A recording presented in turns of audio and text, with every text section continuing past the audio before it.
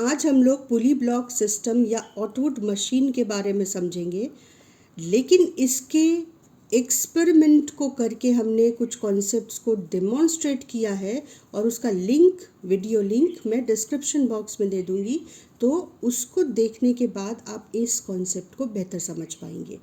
तो अभी हम लोग इसको यहाँ पर कंसीडर करते हैं कि ये एक मासलेस फ्रिक्शनलेस पुली है और ये जो स्ट्रिंग है ये भी मासलेस है। ठीक, आइडियली, प्रैक्टिकली ऐसा पॉसिबल नहीं है और इसमें दो मासेस इस स्ट्रिंग के थ्रू कनेक्टेड हैं।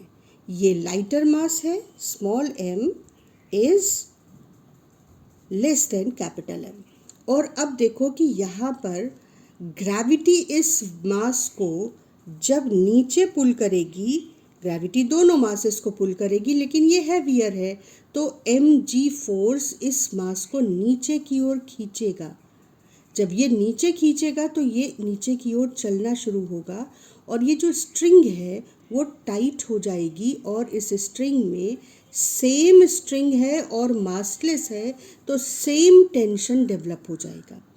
अब अगर आप हाथ से इस पॉइंट पर स्ट्रिंग को पकड़ो और साथ में ये मास सस्पेंडेड हो एक हैवी सा, तो आप अपने हाथ पर इस जगह पर वो पुल एक्सपीरियंस करोगे नीचे की ओर, जो ये मास स्ट्रिंग के थ्रू लगा रहा है। तो ये जो पुली है ये एक्चुअली इन दोनों मासेस को ग्रेविटी नीचे खींच रही है, तो वो दोनों ही मासेस की वजह से एक downward pull through the string ये पुली एक्सपीरियंस करेगी और वो जो फोर्स है उसे हम यहाँ टेंजेंट की तरह से एक फोर्स दिखाते हैं, टेंशन फोर्स नीचे की ओर, इस पर टेंजेंट। ये टेंशन फोर्स का टेल यहाँ और डाउनवर्ड डायरेक्शन तो हेड नीचे। तो दोनों ही तरफ ग्रेविटेशनल पुल की वजह से पुली एक नीचे की ओर पुल एक्सपीरियंस करेगी, जो इन दोनों पॉइंट्स पर, जहाँ कांटेक्ट है इन दोनों पॉइंट्स पर हम दिखाएंगे, क्योंकि यहीं पर ये इफेक्टिव होगा। तो अब हम सोच सकते हैं कि दोनों ब्लॉक्स स्ट्रिंग के थ्रू पुली को नीचे खींच रहे हैं, तो पुली स्ट्रिंग के थ्रू दोनों ब्लॉक्स को इक्वल फोर्स से ऊपर खींचेगी रिएक्शन में। तो ये वाला ब्लॉक भी इक्वल फोर्स T एक्सपीरियंस करेगा ऊपर की ओर और ये वाला ब्लॉक भी इक्वल फोर्स T एक्सपीरियंस करेगा ऊपर की ओर। तो इस ब्लॉक पर ग्रेविटेशनल पुल नीचे की ओर और टेंशन फोर्स ऊपर की ओर, ये दो फोर्सेस एक्ट करेंगे। इस ब्लॉक पर ग्रेविटेशनल पुल नीचे की ओर और टेंशन फोर्स ऊपर की ओर ये एक्ट करेगा। यहाँ भी ग्रेविटेशनल पुल कैपिटल mg लिख देते हैं। और ये जो पुली है ये नीचे की ओर दोनों ब्लॉक्स के नीचे ग्रेविटेशनल पुल की वजह से ये दोनों ब्लॉक्स जो पुली को नीचे खींच रहे हैं वो दोनों टेंशन फोर्स यहाँ पर एक्सपीरियंस होंगे, लेकिन पुली तो यहाँ रिजिड सपोर्ट के साथ फिक्स है तो पुली मूव नहीं करेगी। पर यह है कि अगर ये दोनों ब्लॉक्स बहुत भारी हो जाएं और ये नीचे की ओर पुल बहुत ज़्यादा हो जाए तो ये दोनों फोर्सेस इस पुली को इस रिजिड सपोर्ट से नीचे ब्रेक कर सकते हैं। तो ये टोटल फोर्सेस का क्या हिसाब किताब है ऑटवुड मशीन में, वो ये हमने समझा। और अब हम इस ब्लॉक और इस ब्लॉक दोनों को जो मूव कर रहे हैं, ये तो मूव नहीं कर रही है, तो इसके ये दोनों फोर्सेस फिलहाल हमारे किसी काम के नहीं है। जो मूव कर रहे हैं, पहले हमने एक्सेलरेशन की डायरेक्शन लगा दी कि ये ब्लॉक ऊपर जाएगा और ये ब्लॉक नीचे आएगा। तो इस ब्लॉक के लिए जो इक्वेशन बनेगी वो बनेगी mg minus t is equal to ma, क्योंकि mg स्ट्रॉन्गर है तभी ये नीचे आ रहा है। इस ब्लॉक के लिए इक्वेशन बनेगी t minus mg is equal to ma।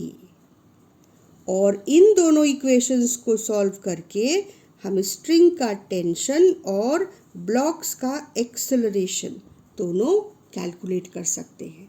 तो अब हम लोग चलते हैं एक न्यूमेरिकल पर। एक सिंपल सा क्वेश्चन नंबर 8 न्यूटन फिजिक्स से।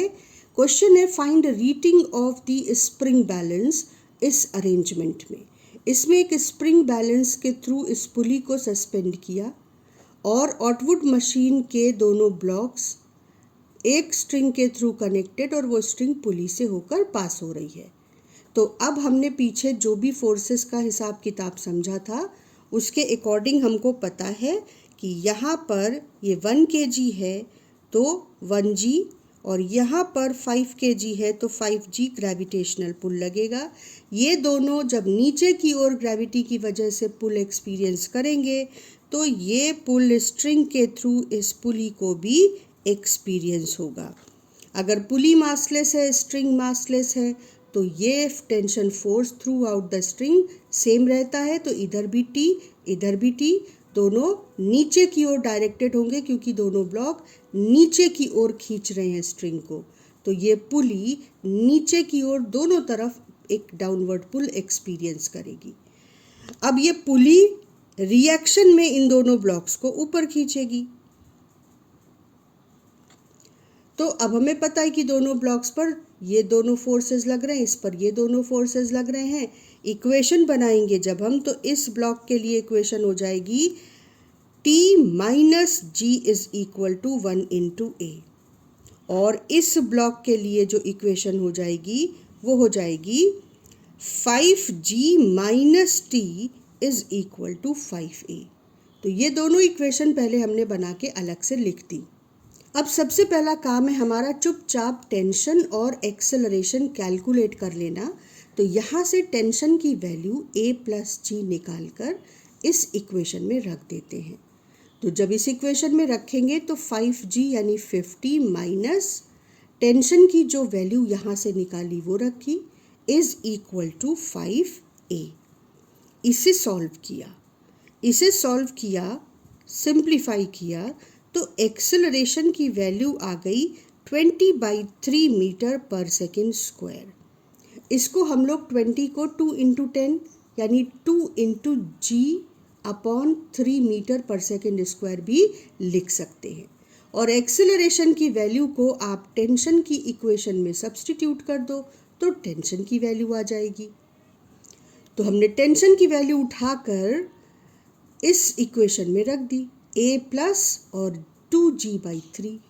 तो जब इसको सॉल्व किया a प्लस 2g/3 को, मतलब a प्लस g को, तो a की जगह 2g/3 रखा तो ये सॉल्व करने पे 5g/3 न्यूटन आएगा। तो टेंशन इस स्ट्रिंग में होगा 5g/3 न्यूटन।